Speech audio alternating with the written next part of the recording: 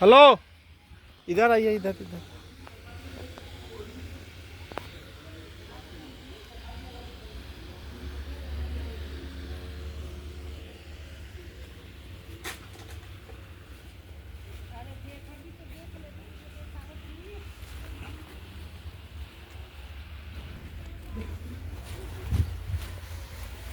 ओम नमः शिवाय। ओम। बेलपत्र बाई हवा हो, देखो तो। हाँ,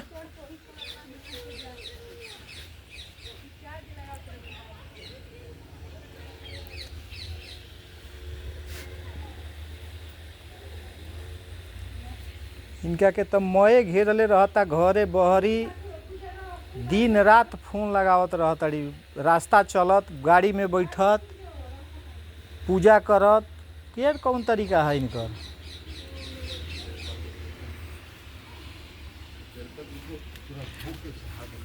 वो तो चढ़ जाएगा। हाँ, वो दूसरी जगह के लिए। हाँ, वो भी धोकर चढ़ जाता है। हाँ, बात सही बोल रहे हैं।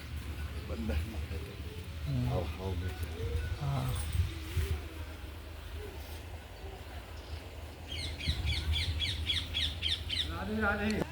राम आप ही का है? हाँ हाँ, ड्यूटी आप ही का? चलिए, अच्छी बात, आते हैं। थोड़ा विस्तार से बताइएगा। आपका हम रिकॉर्ड करेंगे यूट्यूब पे थोड़ा। हाँ, हो गया प्रभु जी, चढ़ाइए। अच्छा, बेलपत्र है इधर पे? बेलपत्र, हाँ। कहाँ? ऊपर में है? साइड में होगा। साइड में है? हाँ, थोड़ा ले लें। हाँ, ये आवा पहले ही कथा सुन लो, ओकरा बाद। हाँ, कथा सुनने के बाद ले लेना। ऊपर से है पेड़, हाँ। 2-3 पेड़ हैं बड़े। आइए आइए, प्रभु जी आ रहे हैं, सारे लोग हैं। राम भक्ति विहार देख लीजिए, वो सब्सक्राइब कर लीजिएगा तो आइए करेगा। आ गया राम भक्ति विहार। 1 मिनट। अच्छा जी, किसी में भी लिखिए राम भक्ति विहार, वो लिखते लिखते आ जाए। उस पे राम लिखा है।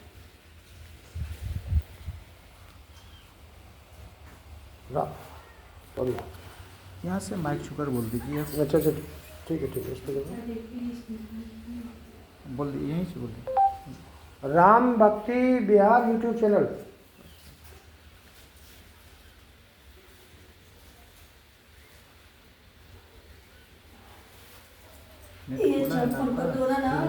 नेट कम था नहीं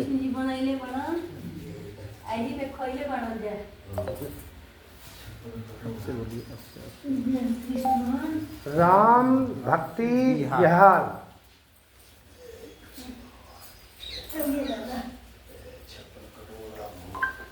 राम भक्ति बिहार ये है हमारा। इसको हाँ टच कीजिए, यहाँ पे सब्सक्राइब कीजिए, इसको टच कीजिए। ये सारा हमारा, ठीक है। इसमें आपका आएगा। ठीक है। सब में ये जो लोगो जाएगा जना राम का आ जाएगा लोगो। बेटा मेरा बहुत बड़ा यूट्यूबर है। चलिए, बहुत बड़ा यूट्यूबर है बेटा तो। अच्छा अच्छा। उसके 14 लाख 13 लाख 6,500 तो सब्सक्राइबर है। अरे अरे अरे, और हाँ जी, छोटा माइक लेके आते हैं यूट्यूबर मेरे पास।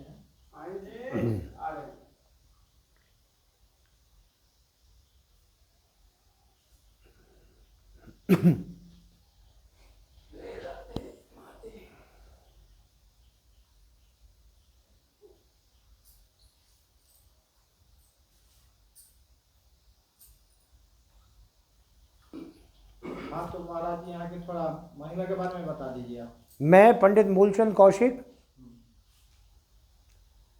भोजन थाली मंदिर सेवायत अधिकारी। आपको भोजन थाली के बारे में बताता हूँ कि आज कलयुग में भोजन थाली की जग प्रसिद्ध महिमा कैसे है, भोजन थाली कौन थी, उसका वर्णन मैं आपके सामने करूँ हूँ। त्रेता युग में अयोध्या नगर के राजा कुलदास भये राम के ही वंश में। अधेड़ावस्था तक उनके कोई संतान नहीं हुई। उनको भारी चिंता हुई कि मेरी राजगद्दी पे कौन बैठेगा। तो उन्होंने भगवान विष्णु की भक्ति की। उस भक्ति के प्रताप से उनके कृष्णावती नाम की कन्या पैदा हुई। जब कृष्णावती बड़ी हो गई, बड़ी होने के बाद राजा को चिंता सताने लगी कि बेटी की शादी करनी चाहिए। तो उन्होंने मंत्रियों से मंत्रणा की कि वे वर तलाश करना चाहिए। इस खातिर उन्होंने मंत्रियों से कहा कि जाओ और दूर दराज के राज्यों में या आस पड़ोस के राज्यों में देखो जाके कोई ऐसा वर ढूंढो कि जो घर जमाई रह सके।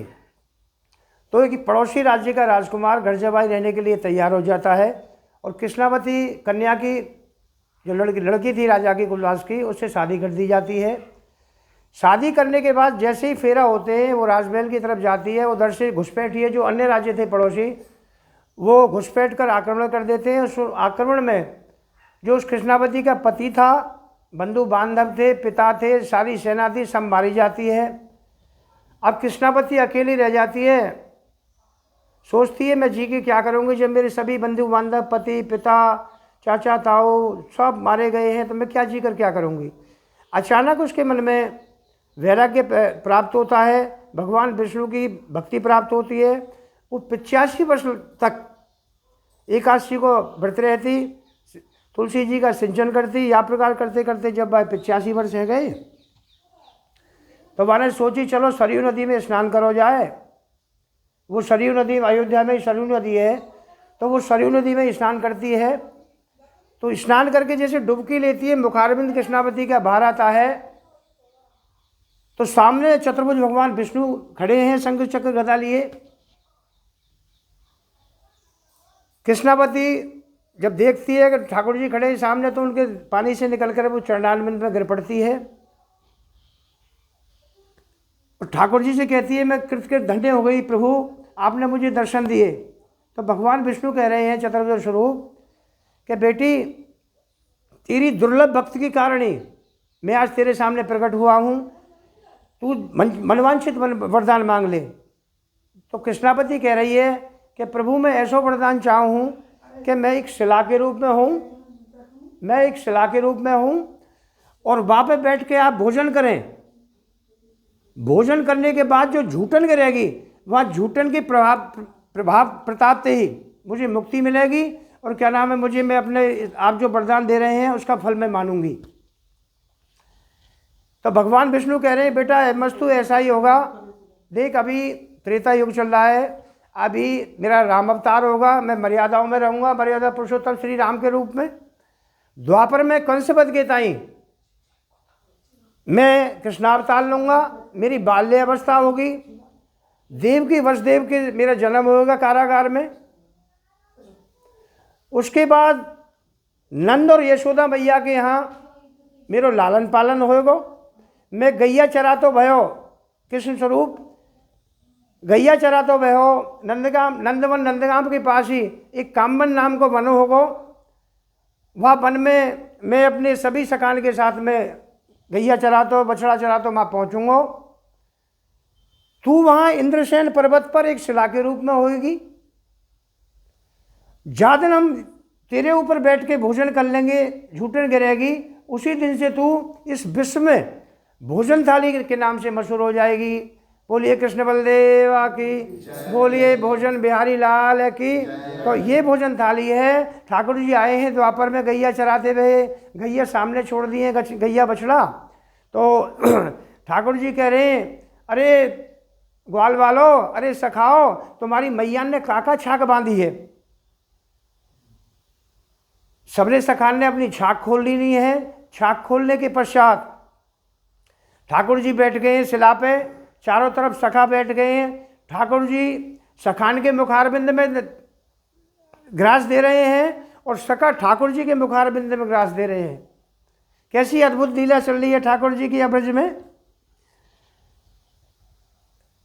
इन्हीं में एक सखान में ठाकुर जी के में एक मधमंगल नाम को सखा हो, वो मदमंगल निहायत गरीब, बहुत ही ज़्यादा गरीब था, सुदामा से भी ज़्यादा गरीब था। वो घर में कुछ अनाज नहीं था खाने के लिए, मैया ने कुछ बांधो ना हो खावे को, तो पड़ोस थे वो 3-4 दिन की खट्टी छाछ ले आता है। खट्टी छाछ लाके वो मुंह फेर के बैठता है, सब सखान से अलग मुंह फेर के बैठ जा। तो कान्हा कह रहे हैं कि मदमंगल, अरे सखा तेरी मैया ने काछाग बांधी है, कोई अच्छी चीज़ बांधी है क्या जो तू मुंह फेर के क्या नाम है खा रहा है। तो मदमंगल क्या करे, जो पोटली बनाए रखी वह मुंह में दे लेते छाछ को और मुंह में भर के बैठ जाते हैं। अब कान्हा तो नटखट थे ही, उन्हें छेड़ने की आदत थी। उन्होंने फिर कहा तेरी मैया ने काछाग बांधी है।